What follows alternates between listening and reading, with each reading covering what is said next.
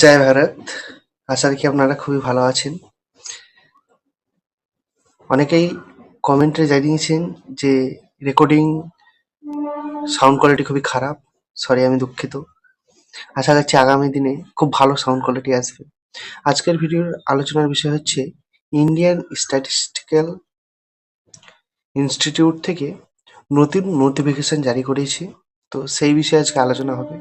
আলোচনার টপিক হচ্ছে যে one project linked content writer and 4 project linked technical person purely based on temporary basis to work at a sampling and official statistic unit.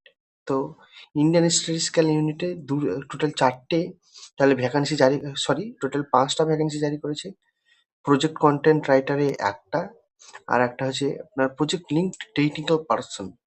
So আমরা জানবো এবার কোয়ালিফিকেশনটা কি। কোয়ালিফিকেশনটা হচ্ছে যে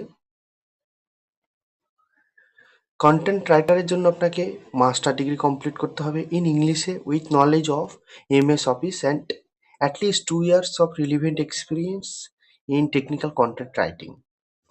আশা করছি বুঝে গেছেন, তো আমি আরেকবার রিপিট করছি। আপনাকে মাস্টার ডিগ্রি কমপ্লিট করে থাকতে হবে ইংলিশে এবং নলেজ থাকতে হবে এমএস অফিসে, এবং থার্ড হচ্ছে অ্যাটলিস্ট 2 year এক্সপিরিয়েন্স থাকতে হবে কন্টেন্ট রাইটিং। নেক্সট পোস্ট হচ্ছে টেকনিক্যাল পার্সন। এক্ষেত্রে টোটাল ভ্যাকেন্সি জারি করেছে 4টা, 4।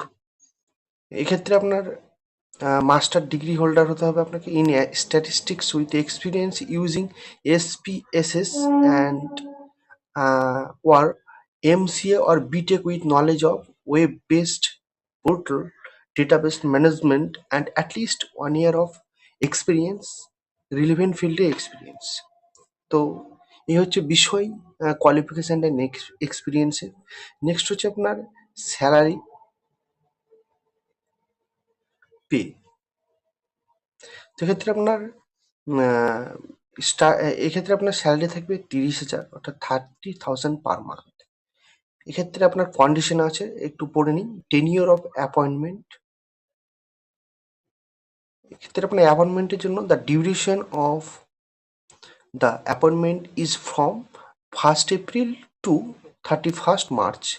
এটা কিন্তু আপনার জয়নিংয়ের পর এক্সটেন্ড করা যেতে পারে or টার্মিনেট করা যেতে পারে আগে।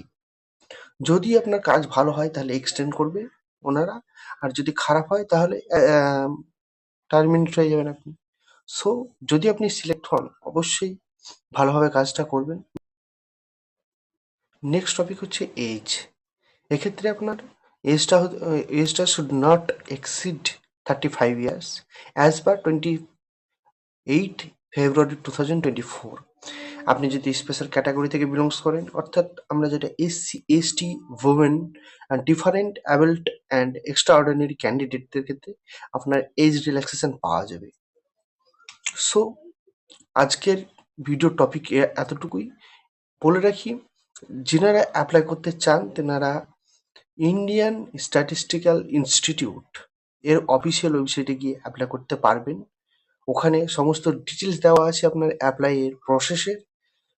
যদি আপনি না খুঁজে পান তাহলে অবশ্যই কমেন্টে জানাবে, আমি কমেন্ট বক্স আর ডেসক্রিপশন বক্সে লিঙ্ক দিয়ে দেবো। ইজিলি আপনারা গিয়ে অ্যাপ্লাই করতে পারবেন।